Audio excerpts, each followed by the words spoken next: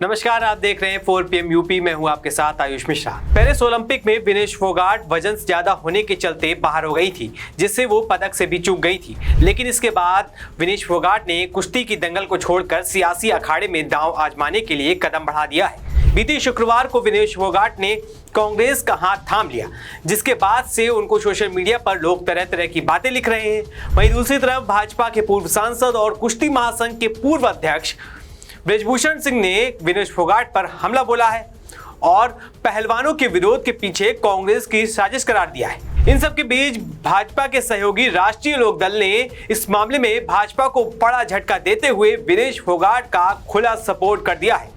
बता दें कि जब से विनेश फोगाट कांग्रेस में शामिल हुई हैं, तभी से भाजपा के समर्थकों के निशाने पर विनेश फोगाट बनी हुई हैं। उनके इस कदम को लेकर सवाल खड़े किए जा रहे हैं, जिसको लेकर अब आरएलडी ने सख्त तेवर दिखाए हैं। दरअसल जयंत चौधरी के करीबी और पार्टी प्रवक्ता रोहित अग्रवाल ने इस मामले को लेकर तीखी प्रतिक्रिया देते हुए कहा है कि विनेश फोगाट देश की बेटी हैं, उन्होंने देश का नाम रोशन किया है, उनके खिलाफ एक भी शब्द बर्दाश्त नहीं होगा। रोहित अग्रवाल ने सोशल मीडिया अकाउंट पर लिखा कि विनेश फोगाट के खिलाफ एक भी शब्द बर्दाश्त नहीं किया जाएगा। उस बेटी ने देश का नाम रोशन किया है, राजनीति में आना यह उसका अधिकार है। देश की राजनीति में महिलाओं की भागीदारी अत्यंत सीमित है।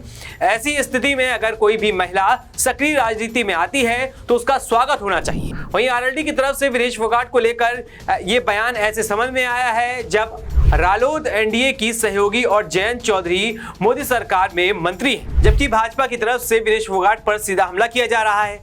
और तो और विनेश फोगाट को भाजपा के पूर्व सांसद ब्रजभूषण शरण सिंह ने यहां तक कह दिया है कि पहलवानों के विरोध के पीछे कांग्रेस का हाथ था। उन्होंने इसे पूरी तरह से हुड्डा परिवार की साजिश बता दिया है।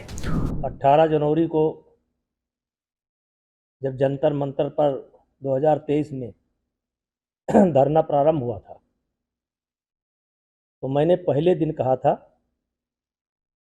कि ये खिलाड़ियों का आंदोलन नहीं है, इसके पीछे कांग्रेस है। विशेष करके भूपेंद्र हुड्डा, दीपेंद्र हुड्डा, प्रियंका जी, राहुल जी, ये कांग्रेस का आंदोलन है। और आज ये बात सच साबित हुई कि इस पूरे आंदोलन में या हमारे खिलाफ जो षड्यंत्र हुआ, इसमें कांग्रेस शामिल थी और जिसको लीड भूपेंद्र हुड्डा कर रहे थे। तो क्या लगता है कि चुनाव में कितना असर डाल पाएंगे? हरियाणा में जैसे चुनाव में उनको टिकट दिया गया, कितना असर डाल पाएंगे? देखिए, क्योंकि मैं बहुत दूर बैठा हूं, लेकिन हरियाणा की जनता को मैं कहना चाहता हूं कि भूपेंद्र हुड्डा और दीपेंद्र हुड्डा या बजरंग या विनेश, ये लड़कियों के सम्मान के लिए नहीं बैठे थे। इनके इस घटना से हरियाणा की बेटियों को शर्मिंदगी का सामना करना पड़ रहा है। उसके जिम्मेदार हम नहीं हैं, उसके जिम्मेदार भूपेंद्र हुड्डा हैं, दीपेंद्र हुड्डा हैं और ये आंदोलनकारी हैं। और उस दिन ये क्या जवाब देंगे जब ये साबित हो जाएगा कि जिस जिस दिन की घटना मेरे ऊपर लगाई जा रही है, उस घटना में मैं दिल्ली में मौजूद ही नहीं हूं। उस दिन क्या सामना करेंगे? और राजनीति के लिए इन्होंने बेटियों का इस्तेमाल किया, बेटियों को बदनाम किया, विशेष करके महिला खिलाड़ियों के सम्मान को ठेस पहुंचाया। और ये बेटियों के सम्मान के लिए नहीं लड़ रहे थे, ये राजनीति के लिए लड़ रहे थे। इनकी स्क्रिप्ट, पूरी स्क्रिप्ट कांग्रेस के द्वारा लिखी जा चुकी थी। बेटियों के सम्मान का कोई अगर गुनाहगार है तो बजरंग है, विनेश है, ये आंदोलनकारी है।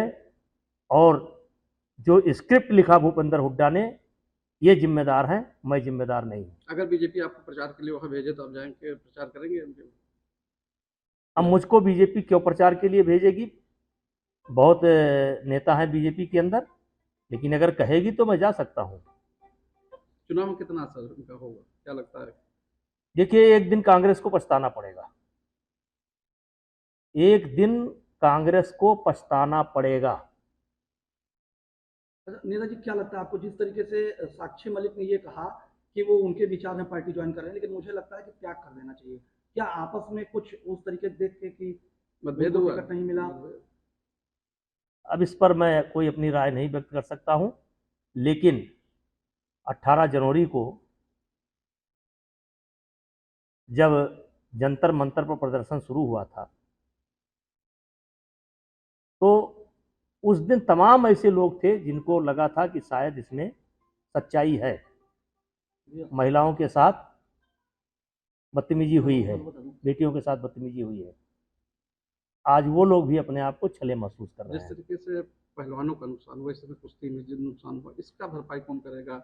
ये पहलवान लोग प्रदर्शन करते रहे, कहीं ना कहीं नुकसान हुआ। इस बार ओलंपिक में भी मेडल देखिए, कमाए। इन्होंने हरियाणा खेल के कारण या खेल का के क्षेत्र में भारत का मुकुट है, और जिस तरीके से इन्होंने लगभग पौने 2 साल तक कुश्ती की गतिविधि को एक तरीके से ठप कर दिया, और क्या यह सत्य नहीं है कि एशिया चैंपियनशिप में, एशियन गेम्स में बजरंग बिना ट्रायल के गए थे? क्या यह सत्य नहीं है? मैं खुद पूछना चाहता हूं, कुश्ती के जो जानकार हैं उनसे पूछना चाहता हूं, विनेश फोगाट से पूछना चाहता हूं कि क्या एक खिलाड़ी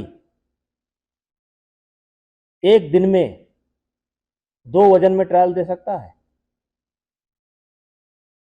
क्या वजन के बाद 5 घंटे तक कुश्ती रुकवाई जा सकती है? आप नियम की बात कर रही हैं। क्या यह नियम है कि एक दिन में एक खिलाड़ी 2 वेट कैटेगरी में ट्रायल दे? इसमें आपने हक नहीं मारा?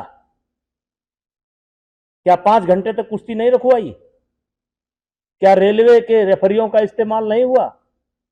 आप कुश्ती जीत करके नहीं गई थी, आप चीटिंग करके गई थी, जूनियर खिलाड़ियों का हक मार करके गई थी। भगवान ने वही सजा दी है आपको। गौरतलब है कि विनेश फोगाट समेत कई पहलवानों ने ब्रजभूषण पर यौन शोषण का आरोप लगाया था। इसके साथ ही विनेश ने ब्रजभूषण के खिलाफ पहलवानों का विरोध में खुलकर सामने आई थी और जमकर मोर्चा खोल दिया था। वहीं जब विनेश समेत कई पहलवानों ने जंतर मंतर पर विरोध प्रदर्शन किया, उस दौरान भी आरएलडी प्रमुख जयंत चौधरी ने विनेश फोगाट का समर्थन किया था और जंतर मंतर पर जा पहुंचे थे। हालांकि तब जयंत चौधरी की पार्टी का भाजपा के साथ गठबंधन नहीं था, लेकिन अब तो जयंत की पार्टी का भाजपा के साथ गठबंधन भी है और वो मोदी सरकार में मंत्री भी हैं। ऐसे में जयंत की आरएलडी ने विनेश फोगाट का खुला समर्थन करके भाजपा की टेंशन बढ़ा दी है। तो देखना होगा आगे क्या कुछ होता है। तब तक के लिए बने रहिए 4PM के साथ। इस खबर बस इतना ही। धन्यवाद।